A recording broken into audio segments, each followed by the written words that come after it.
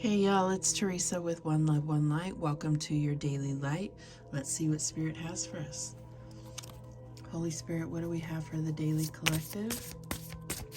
The daily light? What message do you have?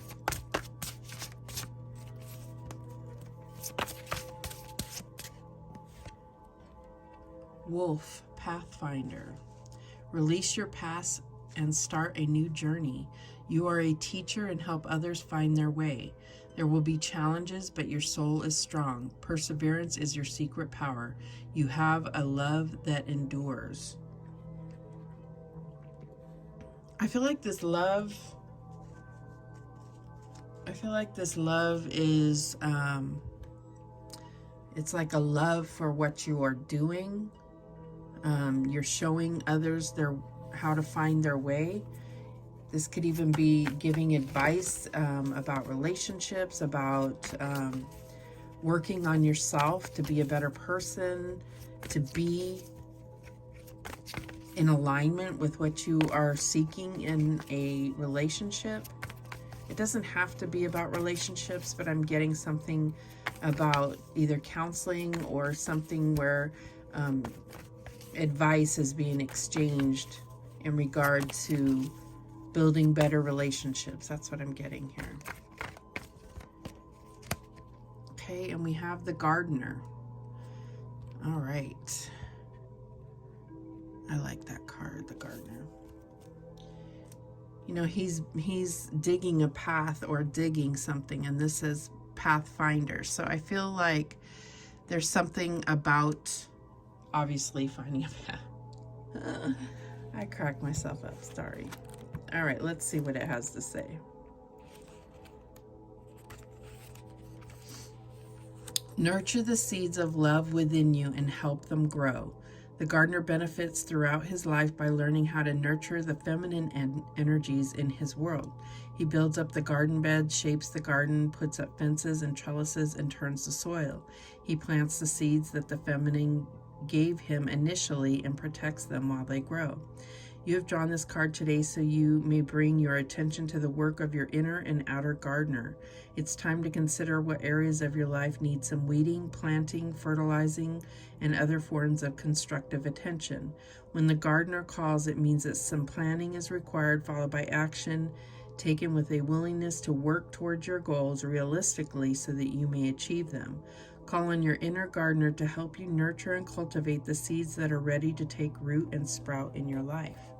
So I feel like it's like something about letting go of certain things. It talked about weeding. It's like keeping things pure and uninhibited, or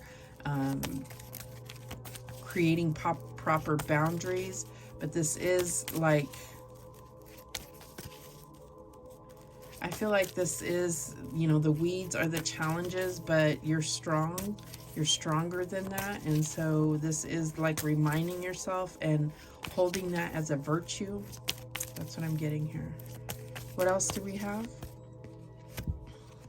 And we have cause and effect. You are aware that the love you create in your thoughts is an agent of change and the foundation of your results. So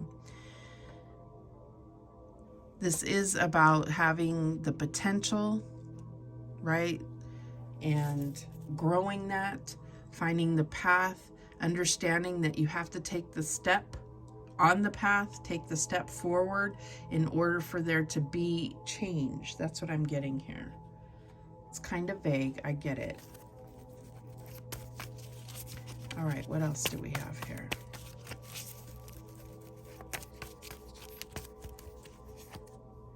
We have the throat chakra. So I feel like with this could be a conversation. This is about expressing your truth. This is about knowing your truth to be able to express it. This could be about minding your words and knowing that how you are received has a lot to do, this cause and effect. What else do we have? And we have the Four of Cups, opportunity beckons. So This is about creating your own path. This is about letting go of things that have been holding your attention but not getting anywhere. There's something, some type of opportunity or gift that the divine is trying to give you. You just have to look up to be able to see it. That's what I'm getting here. And we have the Two of Cups coming together. So I almost feel like this is, it's almost like you didn't realize that something this beautiful could come about. But look at how they're holding that. That's that seed that has been planted, and it has to be worked on. It has to be tended to. It has to be watered. It has to be nourished. It has to get sunlight. There's a lot of maintenance energy. If that makes sense. What else? And we have the base chakra. So yeah, I feel like it's almost like it's saying, you know, if you can operate in truth, speak your truth, have honest and authentic conversations and communications, and realize what you have here, then the rest is going to take care of itself. I don't know. Then we have the bottom of the deck, the Lovers. This is definitely about relationships and love. But it's like, I'll tell you, the main thing that's coming to mind is one of the biggest things that couples fight about is finances. So, and the base chakra is really talking about those basic needs being met, right? All right, let's clarify. Let's get some more detail. This is very, very general.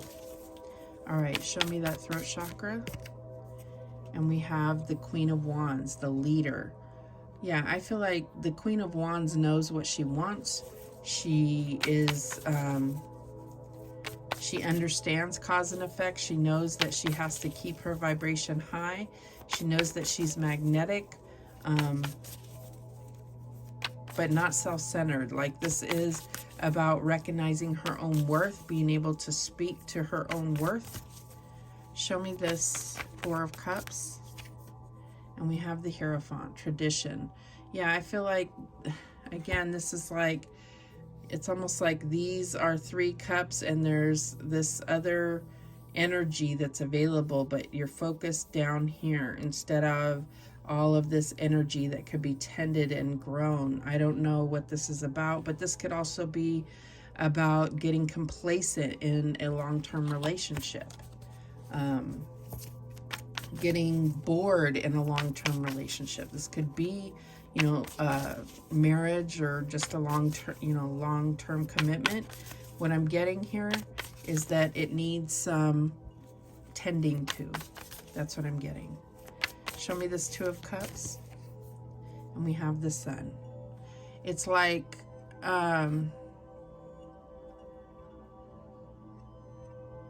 it's like if you just take a little bit of time and energy and put it in, you're going to connect all over again. You're going to find new reasons to connect. You're going to grow.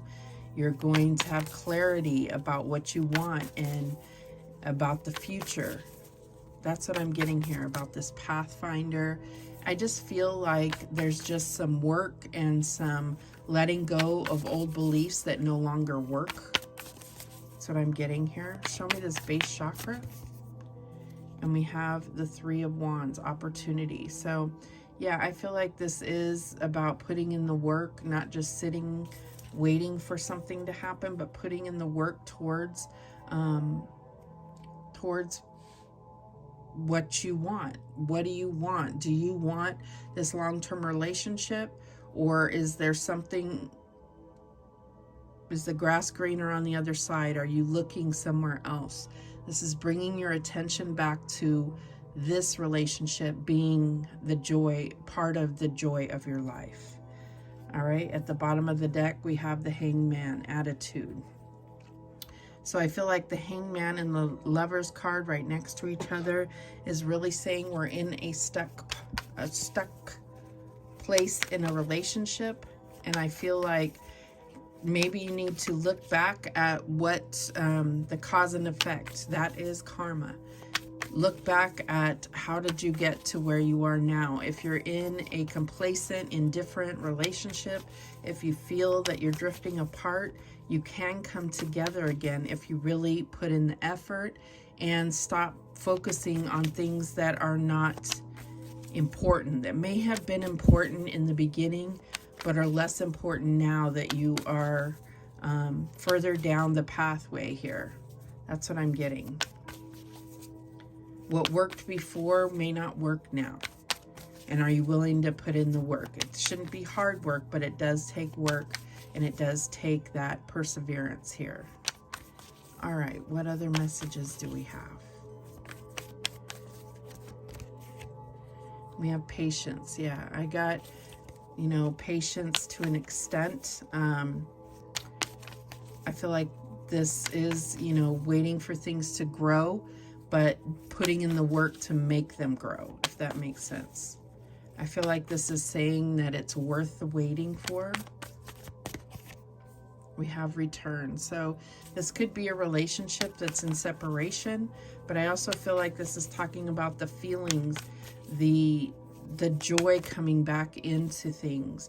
Maybe you've been through tough times together, and this is about now finally getting back to that place where you have resolved whatever major storm you went through, and it's time to experience joy again. It's time to move past that, to let go of whatever happened in the past. What else do we have? We have understanding. Yeah, I feel like that is part of this, is it's like looking at things in the long term, understanding cause and effect, understanding, you know, the good times and the bad times, the kind of flow, the natural ebb and flow of moods, of emotions, of everything. Understanding that. That's how you're going to find your way. That's what I'm getting here. And we have contemplate. So there's a lot going on here. I feel like this is saying like working on yourself is going to be beneficial. If you each can work on yourself, it's going to be beneficial to really finding a good place for this relationship. Seeing the other's perspective, I think, is going to really help change your attitude.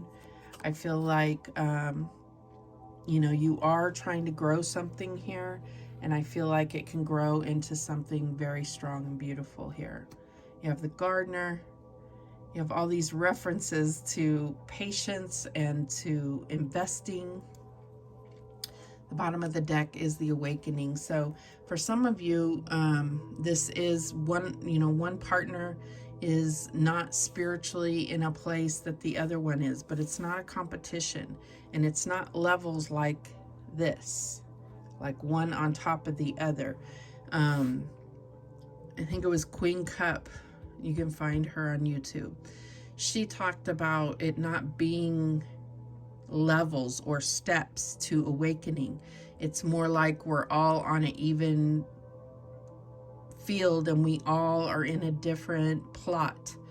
And it's like this person's in this plot, this person's in this plot, coming to an understanding, and we all move in our own ways, but we're on an even playing field. This is not a race where you get to a finish line. It's about discovering more and more and healing more areas and opening up your mind and your heart and your soul to more and more understanding and awakening of your soul, of this experience, of what your beliefs are. That's what I'm getting here. So it could be definitely coming into a place where where there's more awakening happening for one than there is for the other. Maybe, maybe that's what's happening here. And I feel like this is about continuing the process of healing and awakening your own soul, but being that kind of guide for others, like to understand that maybe they're going through a plot of that land or this playing field that you haven't been through. But what is your experience in the fields that you have, in the plots that you have gone through? Very deep, I guess. I'm going to get a little bit more here. Even though we're already at time, I just want to see what else. What else? What other messages do we have? And we have self-worth. We got that yesterday. What else? Compromise. Yeah, so I feel like this is not about compromising your self-worth. What it is about coming together. Where can we come together? Where's the path of least resistance, right? Where can we find that place where there's the least amount of friction? And is it worth it? Is it worth, I feel like the self-worth is really deciding if this is where you want to put your energy, your emotions, your time, your love. What else? Okay, we have barrier and refocus.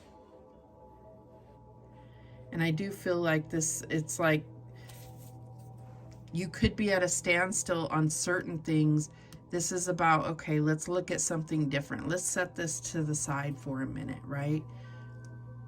Because I think like it has to do with the past. I'm trying to get this out of the way. Release your past and start a new journey. So yes, you've hit a wall here, but let's go this direction. Maybe it's not all, this isn't the only problem. We can blame everything on this barrier or this wall, but there could be more to it. There could be something where we find the way around the barrier by refocusing our energy. And the bottom of the deck is bound. So any kind of toxicity or belief that